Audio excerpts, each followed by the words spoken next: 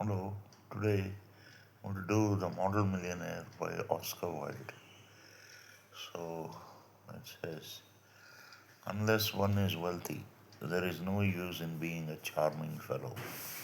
So a person may have all the charm in the world, but unless he has wealth, there is no use. Romance is the privilege of the rich, not the profession of the unemployed. So romance, love between two people, man and a woman, is a privilege of the rich. Only the rich can afford to be romantic. It should not be the profession of the unemployed, those who do not have an income. The poor should be practical and prosaic. So the poor should look after their accounts, they should look after their budget, they should be practical in allocating every penny to its proper purpose. And they should be prosaic, they should not be poetic. So they should be routine, their life should be routine, they should be very, you know, following a path. So they should be prosaic. It is better to have a permanent income than to be fascinating. So, because uh, on money is dependent so many things like food, like shelter, like clothing, the three basic necessities, it is better to have a permanent income than to be fascinating.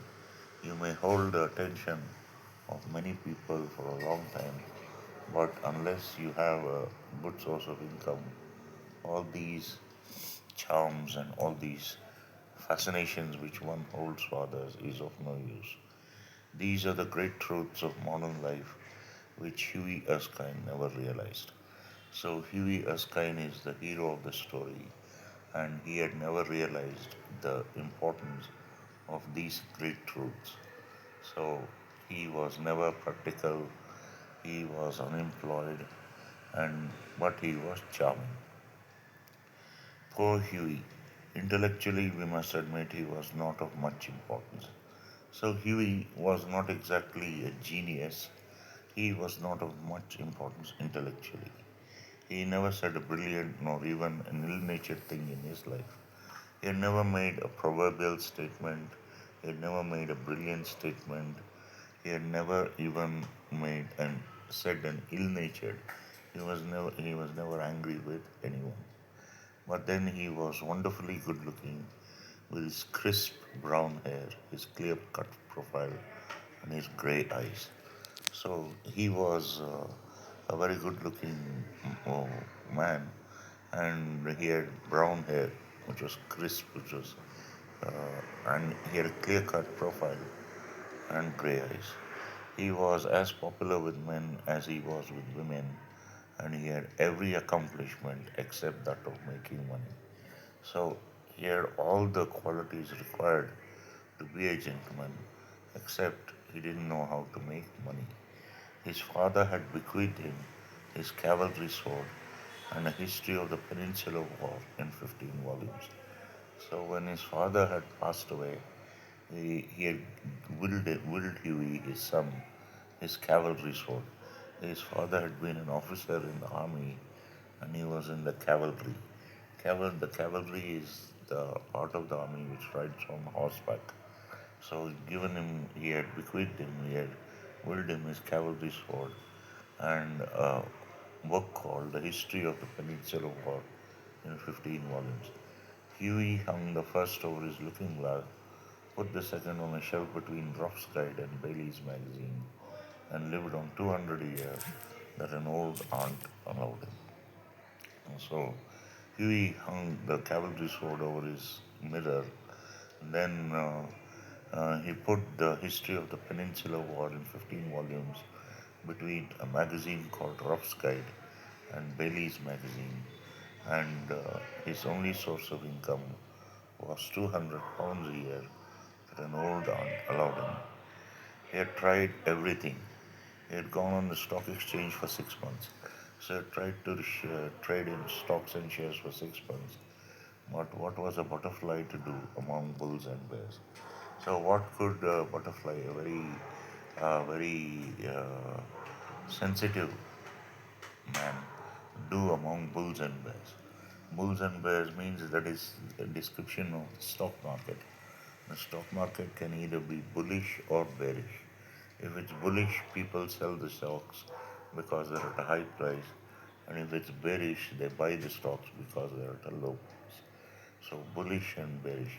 What does a butterfly like to do among bulls and bears? He had been a tea merchant for a little longer, but had soon tired of Pico and Souchong. So he tried selling tea. Tea is a very popular drink in London, where the story is set. So I tried to be a tea merchant for say 6 months, for a little longer, but he had soon tired of teas like Pico and Souchong. Then he tried selling dry sherry. Dry sherry is a type of wine, and he tried selling dry sherry for a little longer. That did not answer. The sherry was a little too dry. Ultimately, he became nothing, a delightful, ineffectual young man with a perfect profile and no profession. So, to make matters worse, he was in love.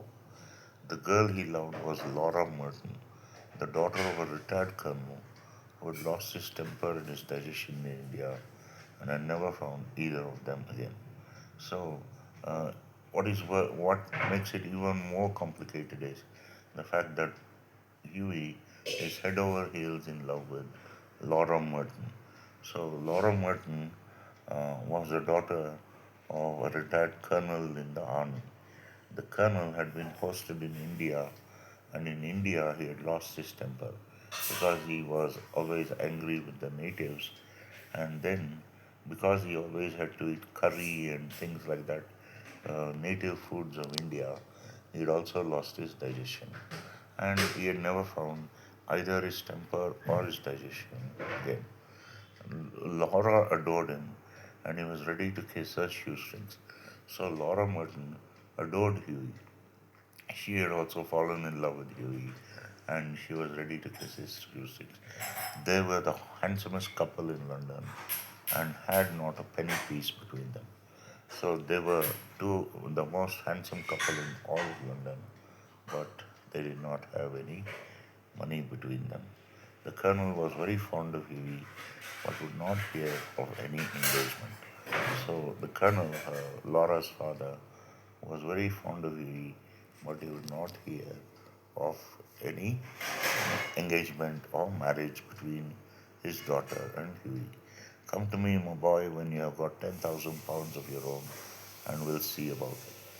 So Laura's father insists that Huey has a source of income, 10,000 pounds. Then he would see if he could get Laura and Huey married. And Huey looked very glum in those days and had to go to Laura for consolation. So Huey used to become very sad, and he used to uh, go to Laura, and Laura would console him. She'd say, "It's okay, Huey, you'll do something. You'll finally make something of yourself." She used to console him like that. One morning, as he was on his way to Holland Park, where the Mertons lived, he dropped in to see a great friend of his, Alan Trevor. So Holland Park is a part in London where Laura Merton and her father lived. And he dropped in to see a great friend of his, Alan Trevor. Trevor was a painter. Indeed, few people escape that nowadays. So many people in those days used to take to art. They used to become painters, poets, sculptors, and authors. So few people could escape being artists in those days. He was not only a painter, he was also an artist, and artists are rather rare. So there's a difference between a painter and an artist. A painter is one who merely reproduces on canvas whatever he sees. He paints an exact picture. He paints an exact painting of what he sees. It can be a tree, or it can be a flower, or it can be a person. But an artist puts his own input into the painting, and it stands out from an ordinary painting. So, Alan Trevor was also an artist, and artists are rather rare. Personally, he was a strange, rough fellow with a freckled face and a red, ragged beard. So Alan Trevor had red hair, and he was rough.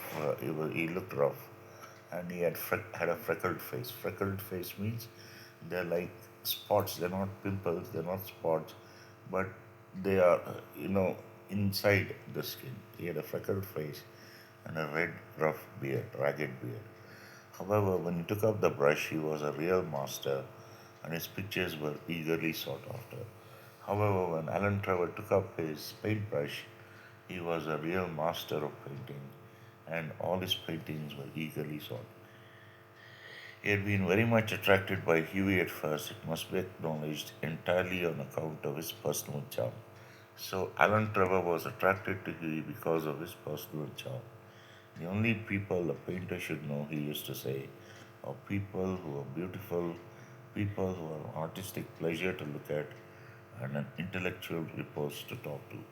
So, Alan Trevor had a saying, he said, the only people a painter should know are people who are beautiful, people who are an artistic pleasure to look at, that is, the features are very fine and appealing, and those people who are an intellectual repose to talk to.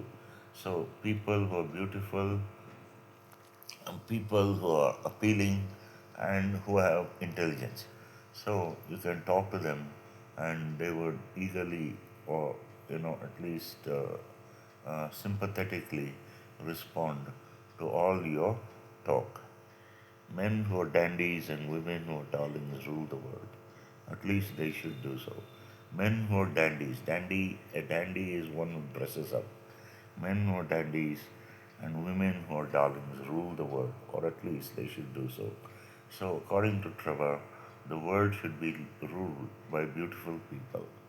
At least that's how it should be. However, after they got to know Huey better, he liked him quite as much for his bright, buoyant spirits and his generous, reckless nature, and had given him the permanent entry to his studio. After he got to know Huey a little better, Alan Trevor liked Huey for his buoyant. He was uh, very irrepressible happiness, as well as his generous, reckless nature. So Huey had a generous nature. He used to dispense money whenever he had it, and Trevor liked him for this, and he had given him permanent entrance to his studio. When Huey came in, he found Trevor putting the finishing touches to a wonderful life-size picture of a beggar man. The beggar himself was standing on a raised platform in a corner of the studio. He was a wizened, he was a dried up old man with a face like wrinkled parchment, like dry paper, parchment is paper, and a most piteous expression. When Huey came in, Alan Trevor was painting a life size picture of an old beggar.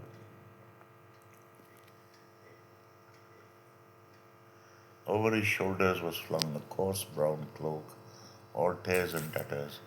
His thick boots were patched and cobbled, and with one hand he leant on a rough stick, while with the other he held out his battered hat for arms.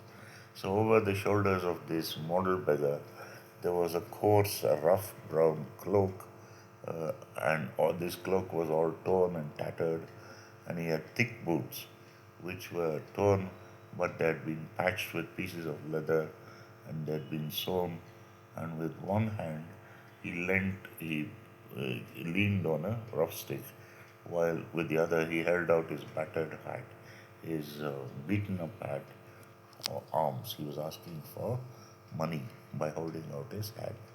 What an amazing model, whispered Huey as he shook hands with his friend. An amazing model, shouted Trevor at the top of his voice. I should think so. Such beggars as he are not to be met with every day. A Trouville, Monsieur, a living Velasquez. So, my stars, what an etching Rembrandt would have made of him.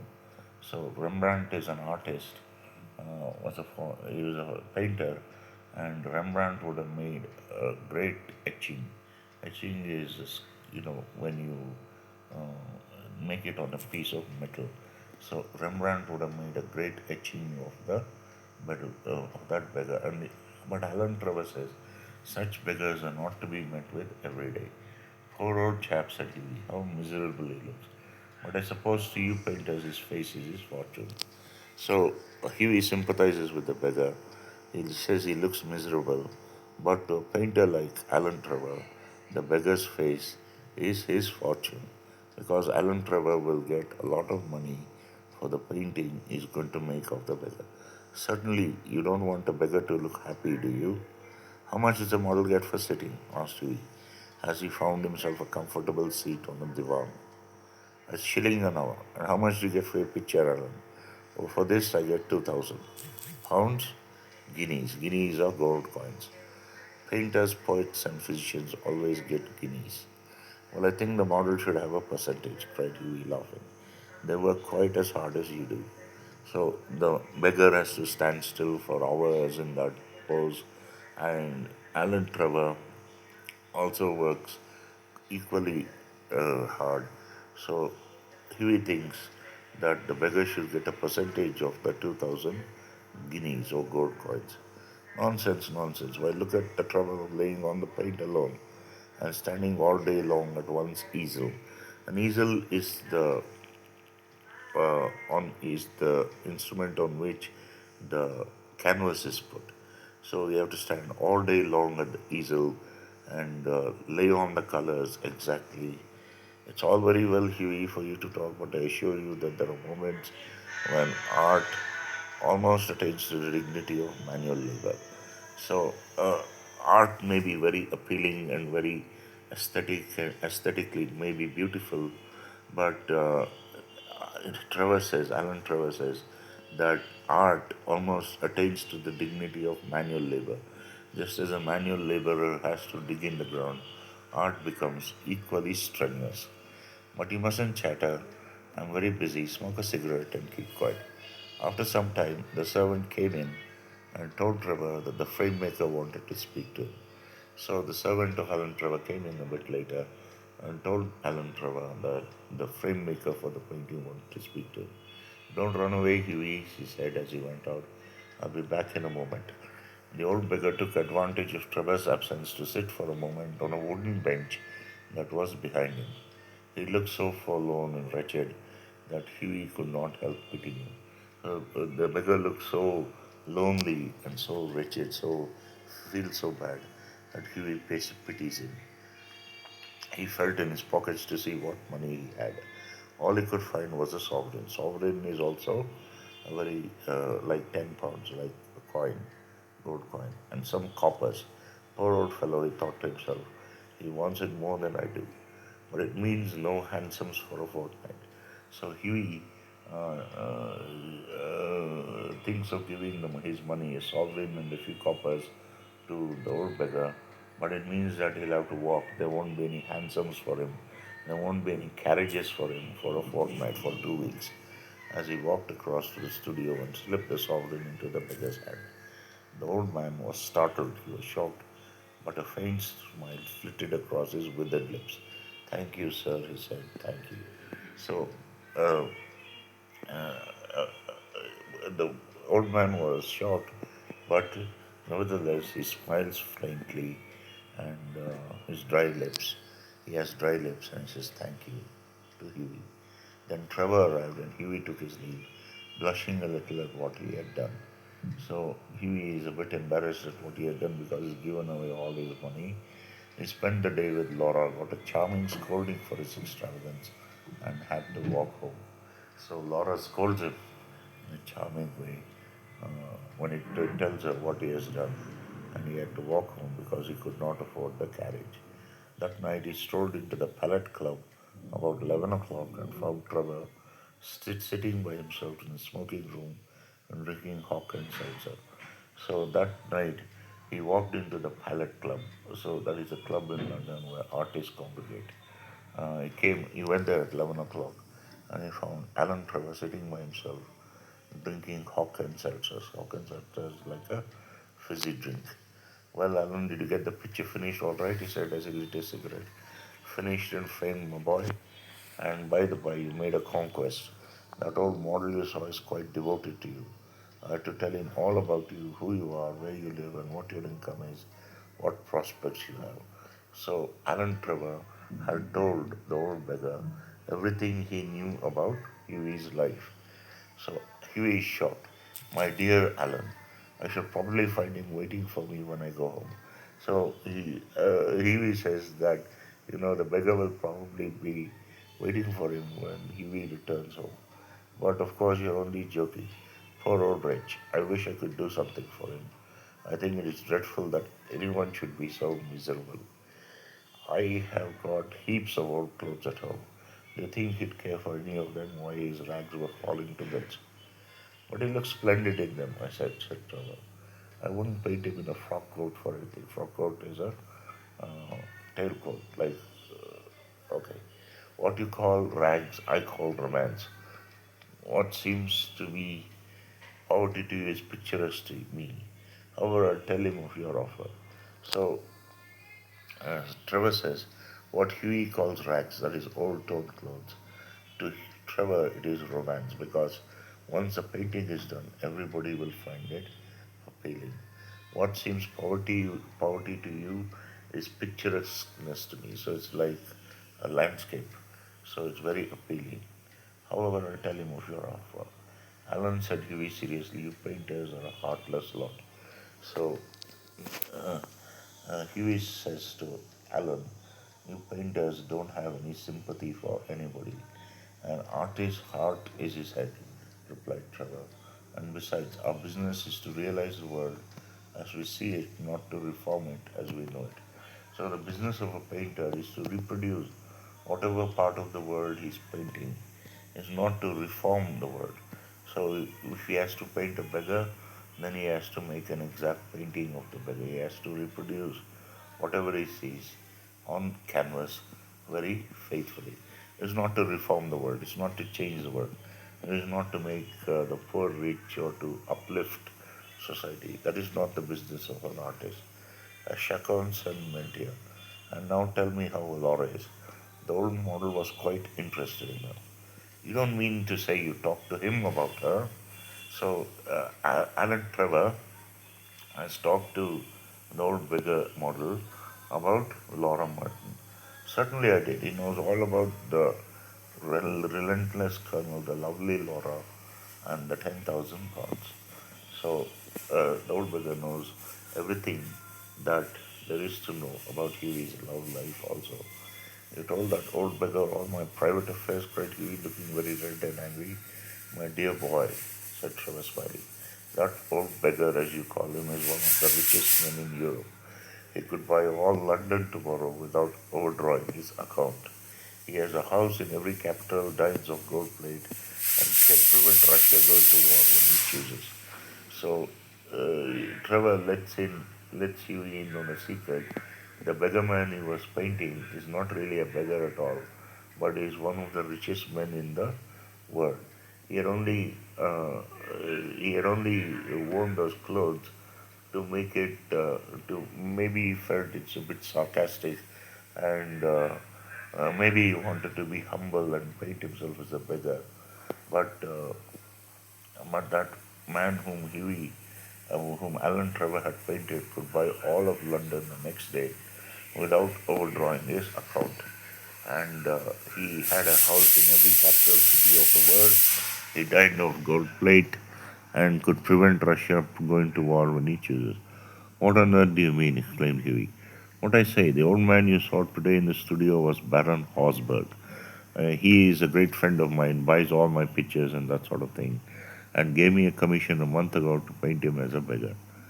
Qui voulez-vous la fante d'un millionaire? And I must say, he made a magnificent figure in his rags. Rags are torn clothes, or perhaps I should say in my rags. They're an old suit I got in Spain. So the Baron Horsberg had worn Alan Trevor's old clothes, the clothes he had got in Spain. Baron Horsberg, good heavens! I gave him a sovereign and he sank into an armchair, the picture of dismay. So he's given one of the richest men in all the world. You've given him a sovereign, you've given him a gold coin, and this is the height of his irony. Gave him a sovereign, shouted Trevor, and he burst into a roar of water and laughter. My dear boy, you'll never see it again. I think you might have told me, Alan, said Hughie sulkily, and not have let me make such a fool of myself. So imagine giving money to one of the richest men in all Europe, all the world. Well, to begin with, Hughie, said Trevor, it never entered my mind that you went about distributing alms in that reckless way.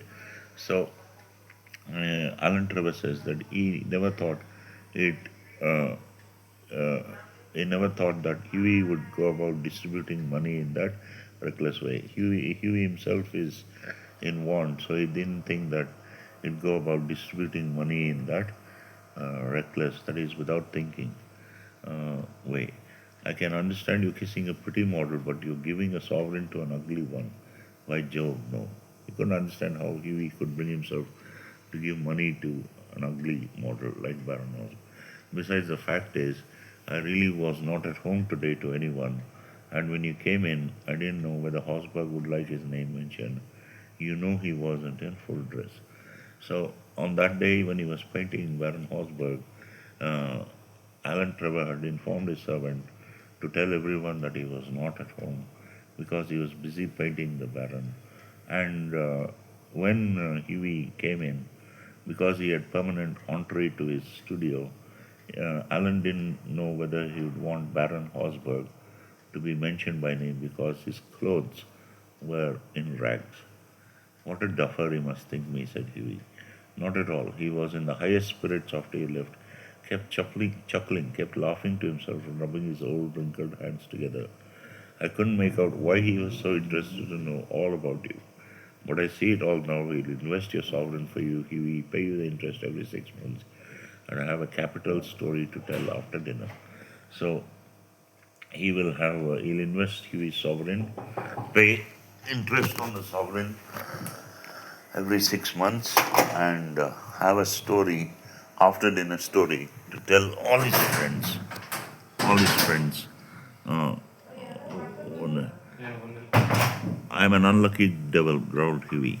The best thing I can do is go to bed, and my dear Alan, you mustn't tell anyone. I shouldn't dare show my face in the row. So Huey asked Alan not to tell anyone. He wouldn't want to show his face to anyone again if the story had got about that he'd given a sovereign to one of the richest men in the world. Nonsense. It reflects the highest credit on your philanthropic spirit, Huey. So Alan Trevor says that Huey is a philanthropist, and don't run away, have another cigarette, and you can talk about Laura as much as you like. However, Huey wouldn't stop but walked home, feeling very unhappy and leaving Alan Trevor in fits of laughter.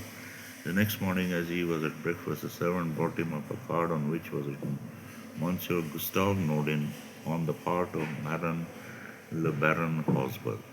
So Monsieur Gustave Nodin has come to visit Huey, and he is a representative of Monsieur Le Baron Hosberg. I suppose he has come for an apology, said Huey to himself. He told the servant to show the visitor up. An old gentleman with gold spectacles and grey hair came into the room and said in a slight French accent, Have I the honor of addressing Monsieur Erskine? Huey bowed. I have come from Baron Hosberg, he continued. The Baron. I beg, sir, that you will offer him my sincerest apologies, stammered Huey. The Baron, said the old gentleman with a smile, has commissioned me to bring you this letter, and he extended a sealed envelope towards Huey. On the outside was written, a wedding present to Huey Erskine and Laura Burton from an old beggar, and inside was a check for £10,000. When they were married, Alan Trevor was the best man, and the Baron made a speech at the wedding breakfast. Millionaire models, remarked Alan, are rare enough. But by Jove, model millionaires are rarer still. So, a millionaire who poses as a beggar, who models as a beggar, are rare, says Alan Trevor. But millionaires who are models of philanthropy or generosity are rarer still, remarked Alan Trevor at the wedding. The end.